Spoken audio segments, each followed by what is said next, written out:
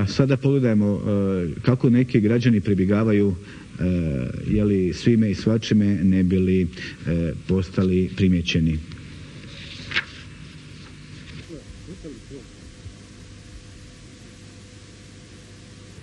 Dobar dan, gospodine. Otkud... Eta televizija. A vi ste Sovjet? Ja Sovjet. Sovjetska sojuza, bivša Rusija. Recite, što radite što radite ovdje? Recite, vi ste ovdje došli proslaviti Novu godinu ili nekim poslom? Eto, poželite, ja proslavit na puljka pogodinama njegovog golove, Tamil Čapajev. Recite, da li imate prijatelje ovdje u Hrvatskoj ili ste došli... Ja ljubljut koljame hrvatski naroda. Ljubljut sljavlja, ljubljut vodka, ljubljut sve što veliko. Recite, A recite, kako se slavi Nova godina u Rusiji? U Rusiji? Sve goljemo, vodka, slavlja, žuzdinja, vožgonja, askotonja. Recite, li imate ovdje prijatelja u Hrvatskoj ili ste došli ovako solo, bez veze? Eto, spožiđu skotom.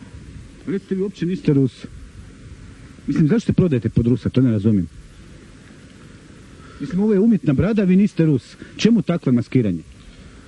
A čujte, za Novu godinu sam mislio da se malo ipak... Šta da vam kažem? Nemam nikog, nemam posla, nemam žena me... Ne bojte se, to je petarda. Žena mi je otišla, nemam posla, nemam... A vi ste dakle otuđeni za Novu godinu pa ste na ovaj način htjeli privući pažnju? A ja sam malo introvertiran, povučen, živim samo u Remetincu, imam garsonjeru i nemam ni dionica, ni ničeg nemam. A čemu ovaj preobražaj u Rusa? Pa da ipak si priuštim nešto, da sam bar nekad važan. Mislio sam se baviti politikom i onda članio sam se u HSLS i ničeg nije. Da, razumijem.